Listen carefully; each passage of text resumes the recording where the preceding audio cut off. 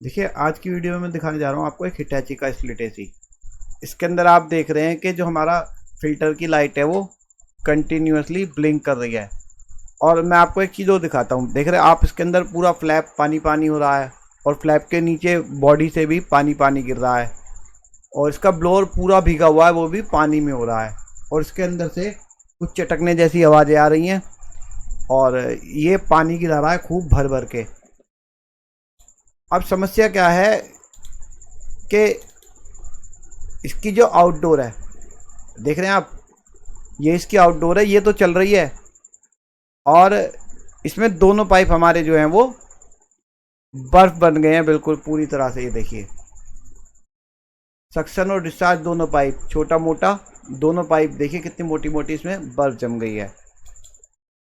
अब इस एसी में समस्या क्या है? इस एसी में समस्या ये है कि इसकी इंडोर में ना पूरी तरह से बर्फ जम गई है और बर्फ इतनी ज़्यादा जम गई है कि वो पिघल पिघल के हमारी जो है वो नीचे पानी बन के गिर रही है।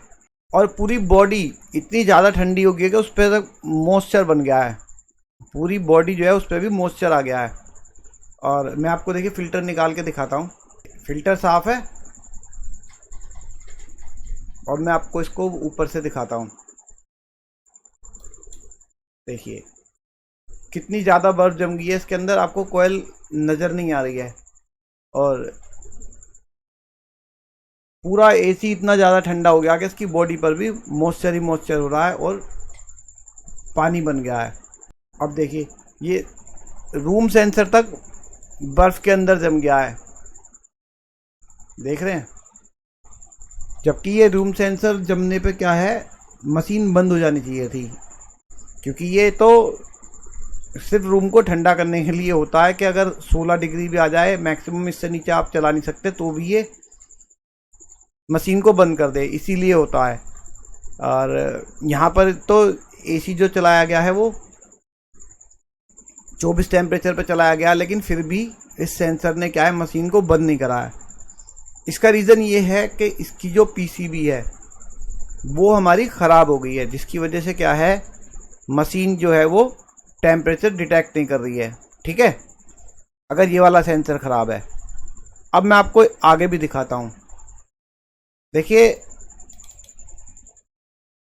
ये देखिए, यहाँ पर जो मैं ये आपके सामने दिखा रहा हूँ ना, ये है हमारा कॉइल सेंसर। इसका काम भी यही है कि अगर मशीन के अंदर ओवर कूलिंग हो गई है, आइस जम गई है और इसके ऊपर आइस आने लग गई है, तो ये मशीन को बंद कर दे। मतलब इसका जो बाहर से कंप्रेसर वाली यूनिट है, आउटडोर यूनिट, उसको बंद कर दे।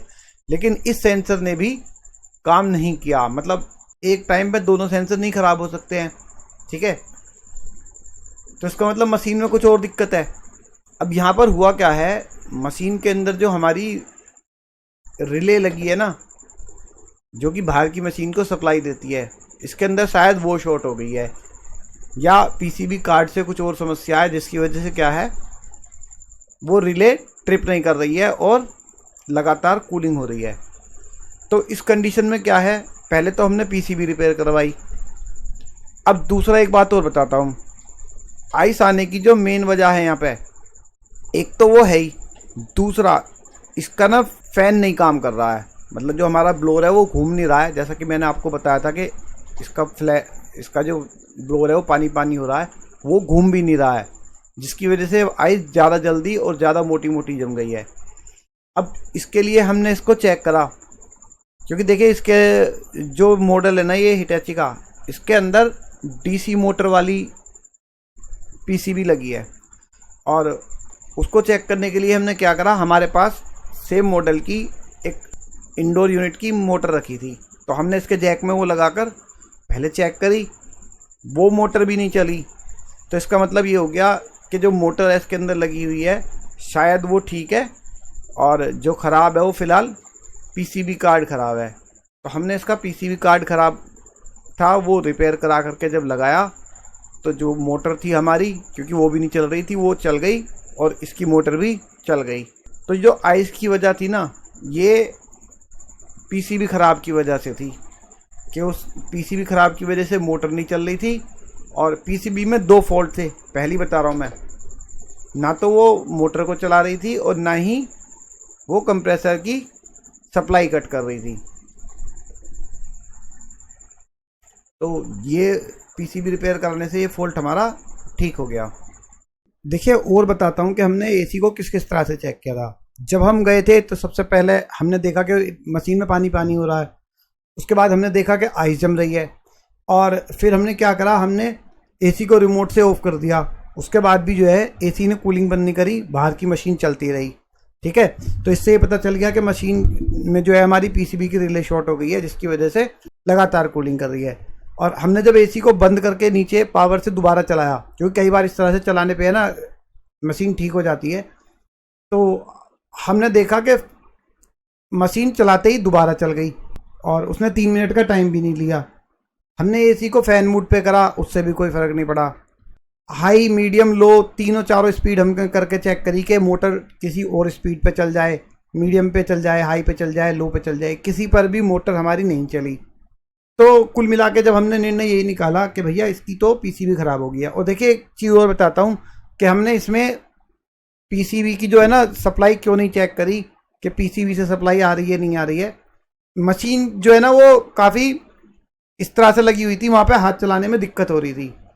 तो वहाँ पर हमारे लिए सबसे अच्छा ऑप्शन यही था कि जब हमारे पास दूसरी मोटर है उससे ही चेक करना ज़्यादा अच्छा था, क्योंकि इसकी एक तो मोटर चेक करने में सप्लाई पीसीबी से आ रही नहीं आ रही है, थोड़ा झंझट वाला काम है।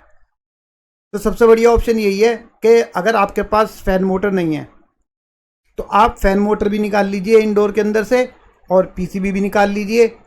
दोनों चीज़ पीसीबी रिपेयर वाले को जा करके दे दीजिए, वो आपको चेक करके वहीं बता देगा क्या चीज़ ख़राब है, और जो भी उसका चार्ज होगा वो ले लेगा। देखिए फ़ैन मोटर रिपेयर होती नहीं है। अगर इस कंडीशन में फ़ैन मोटर भी ख़राब होती, या मान लीजिए पीसीबी ठीक होती और एक फ़ैन मोटर ख़राब होती और एक रिले की प्रॉब्लम होती, मतलब दोनों चीज़ भी ख़राब हो सकती थी ना, क्योंकि लगातार तो बर्फ़ जम ही रही थी। तो इससे तो पता चल ही रहा था कि पीसीबी ख़राब है ही है।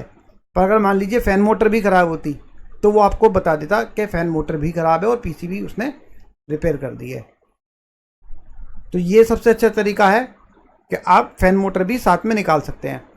तो कुल मिलाकर यहाँ पर फ़िलहाल पीसीबी ख़राब थी, तो इसको रिपेयर कराने के बाद हमारा एसी ठीक हो गया।